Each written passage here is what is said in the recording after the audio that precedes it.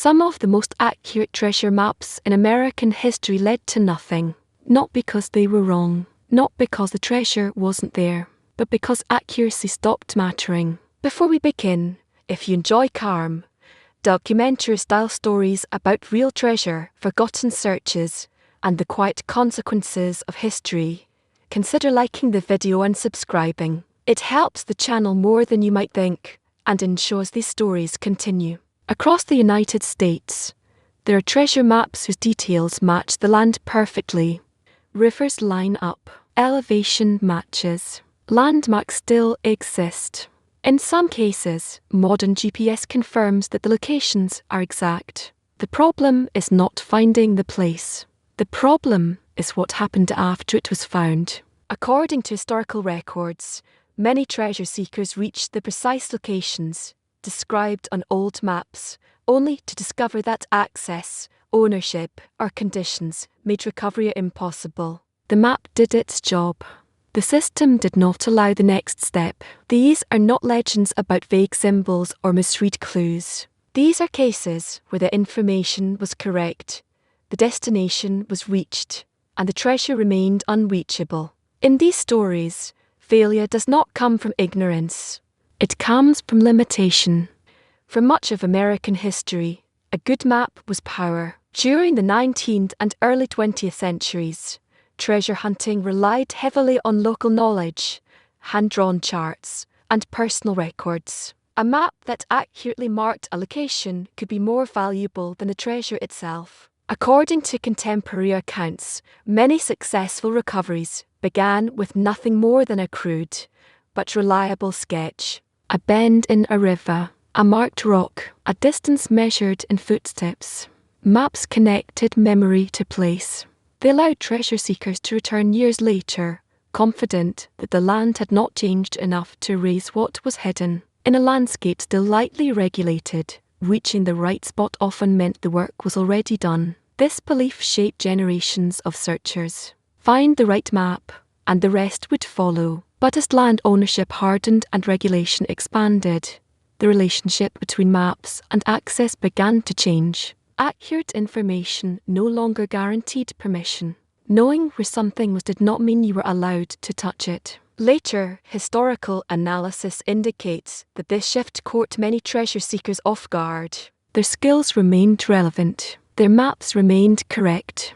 What disappeared was the assumption that discovery granted rights. Maps stopped being keys. They became references. And for those who relied on them, that distinction came too late. The reason these maps still matter is simple. They were made by people who knew the land intimately.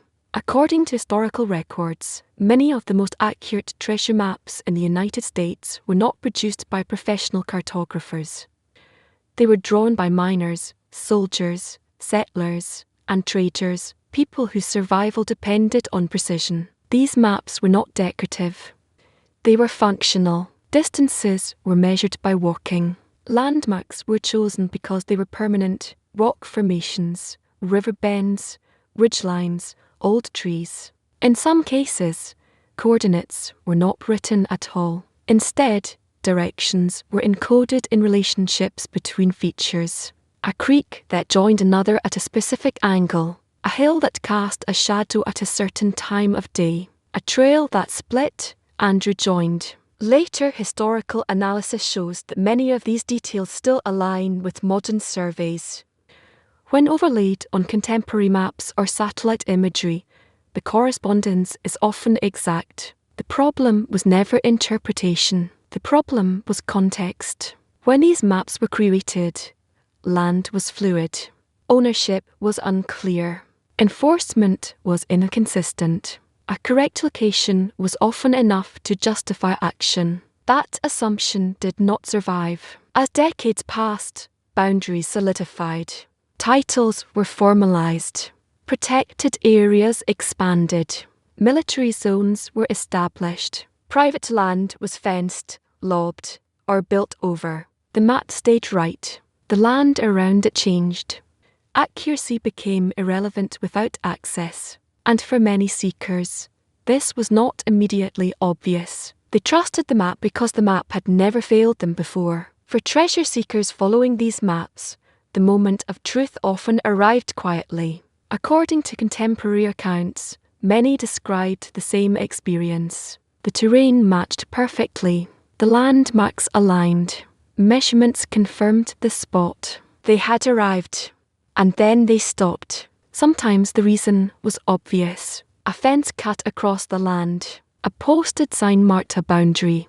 A ranger station stood where a dig site should have been. In other cases, the barrier was invisible at first. Only after checking land records or local regulations did the restriction become clear. The land was privately owned. The area was protected. The activity was prohibited. The realization was unsettling. The map had done its job flawlessly. Every step had been correct. And yet the final action, digging, recovering, claiming, was no longer permitted. Later historical analysis suggests that this moment was psychologically distinct from traditional failure. The seeker did not feel lost or mistaken. They felt blocked. There was no ambiguity to resolve, no clue to reinterpret, no next step to take. The search ended not because it was wrong, but because it was complete. Treasure hunting had reached a new boundary. Knowing where was no longer enough. Knowing who controlled the land mattered more.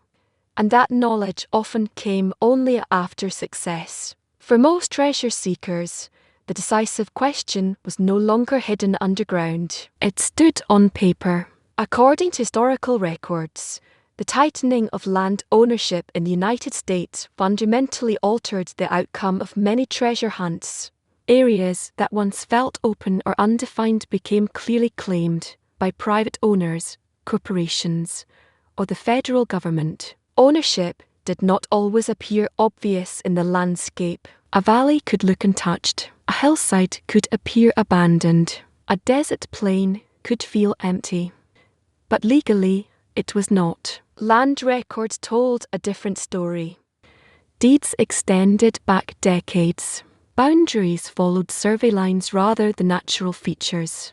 Control existed even where presence did not. Later historical analysis shows that many treasure maps led seekers directly onto land that had quietly changed hands long after the map was drawn. Railroads, mining companies, ranchers, and later government agencies acquired vast areas through purchases, grants, and reclassification. The treasure seeker arrived with knowledge. The owner held authority. This imbalance mattered. In earlier eras, discovery often preceded ownership. By the 20th century, ownership preceded discovery. What lay beneath the ground became secondary to who controlled the surface above it. For seekers, this reversal was disorienting. They had not trespassed intentionally. They had followed historical information, but the law did not recognize intention, only jurisdiction. Once ownership was established, accuracy lost its power. Knowing the correct location no longer implied the right to act. Maps could guide you to a place, but they could not grant permission to touch it, and permission was rarely given. The realization that accuracy had lost its authority came slowly. According to contemporary accounts, many treasure seekers initially believed that proof would matter. They assumed that documentation, historical context, or demonstrated care would allow exceptions. They were mistaken. By the time these conflicts emerged, land management had become procedural. Rules were standardized. Exceptions created precedents, and precedents were avoided. Later historical analysis indicates that most restrictions were enforced not out of hostility toward treasure hunters, but out of consistency. Allowing one recovery opened the door to many. Control required uniformity. Accuracy became irrelevant in this system. A seeker could prove that a map was correct, that a cache existed, that removal would cause minimal impact, and still be denied. The rules did not evaluate the quality of information. They evaluated compliance. For many, this marked the end of negotiation. Treasure hunters learned that knowledge was no longer currency. Rights were determined by frameworks that existed independently of discovery. This shift changed behaviour. Some seekers abandoned historical maps altogether, focusing instead on areas explicitly open to exploration. Others continued researching, but without expectation of recovery. A few turned to documentation, preserving stories rather than pursuing objects. The map remained accurate. The treasure remained real. What disappeared was the path between them. Even after accuracy stopped granting access, people did not abandon these maps. They kept following them. According to later historical analysis, this persistence was not driven by optimism alone. It reflected something deeper about how treasure seekers relate to knowledge and place. A correct map carries authority. It represents certainty in a field usually dominated by guesswork. For many seekers, reaching the exact location described decades or centuries earlier became a goal in itself, independent of recovery. The journey mattered.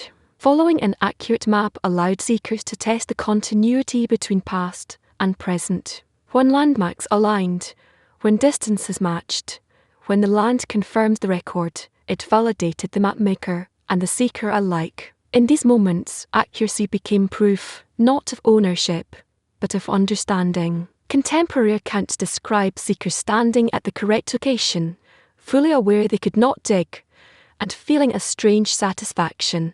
The search was complete, even if the outcome was denied. The map had not failed. The system had changed. Some seekers treated these journeys as acts of documentation. They photographed locations, recorded GPS coordinates, and compared historical descriptions with modern terrain. Others treated them as quiet acknowledgements of limits, a way to see what once might have been possible. The map offered closure, even without access, and in doing so, it preserved a connection between treasure hunting and truth, rather than reward. Reaching a place you are not allowed to act upon creates a unique psychological tension.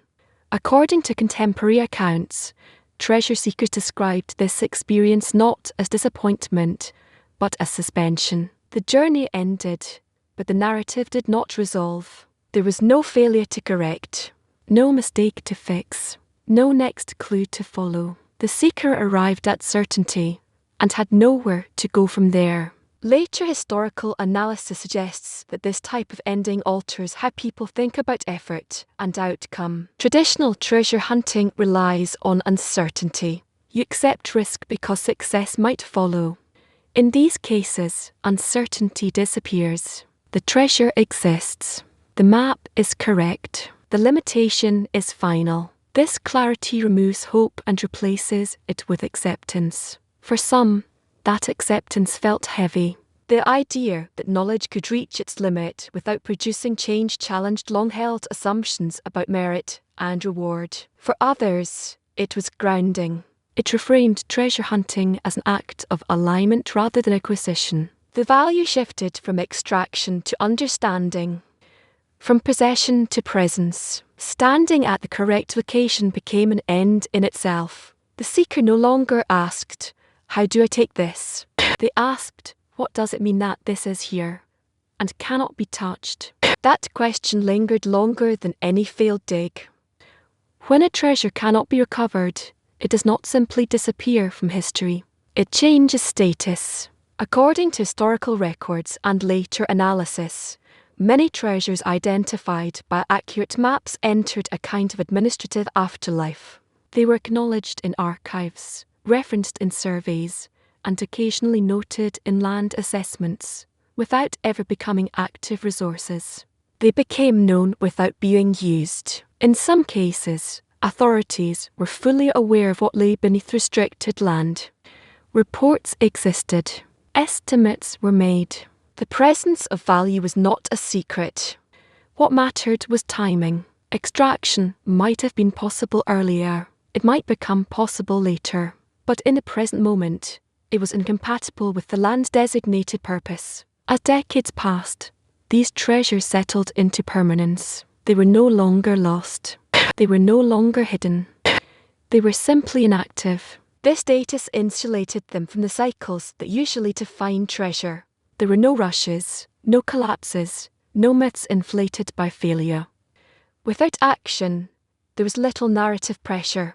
The treasure remained stable because nothing happened to it. For seekers, this created a strange certainty, the knowledge that something existed, and would likely continue to exist untouched, removed urgency. There was no race, no competition, no deadline. The map stayed accurate. The treasure stayed where it was, and history moved around it. The most lasting impact of these stories is not about gold or maps. It is about the limits of knowledge. According to later historical analysis, these cases illustrate a moment when information reached its maximum usefulness and then stopped. The map could guide you perfectly to a location. Beyond that, it could do nothing. Knowing became separate from doing. This separation altered how treasure seekers understood success. In earlier eras, knowledge was instrumental. It existed to enable action. Here, knowledge became descriptive rather than transformative. It told you what was true, without offering a way forward. For some, this was deeply frustrating. The idea that perfect information could lead to zero outcome challenged assumptions about fairness and effort. For others, it was clarifying. It revealed that systems, not secrets, defined outcomes. That access mattered more than accuracy. That truth alone did not confer rights. Treasure hunting, in this context, became an exercise in limits. You could know everything and still change nothing, and that realization extended beyond treasure. It echoed into broader questions about ownership, authority, and the relationship between individual effort and institutional control. The map did not fail. The world around it changed. The most frustrating treasure hunts in American history were not the ones built on false clues. They were built on correct ones. In these stories, nothing went wrong. The maps were accurate. The locations matched. The land confirmed the record. And still, nothing could be taken. According to historical records and later analysis, these moments marked a quiet turning point in how treasure was understood. Discovery no longer guaranteed reward. Knowledge no longer granted authority. Treasure became conditional. What mattered was not what you knew, but what you were allowed to do. The seekers who reached these locations were not defeated by chance or deception. They were stopped by boundaries that existed outside the map, legal, institutional, and permanent. The treasure remained real. The limitation was real. And between them stood a system that did not negotiate with accuracy. These stories remind us that value does not exist in isolation. It exists within frameworks that decide whether it can be used, moved, or claimed at all. Gold can be found and still be unreachable. Truth can be known and still be useless. And that may be the most unsettling lesson these maps leave behind. If knowing the exact location changes nothing, what does discovery really mean?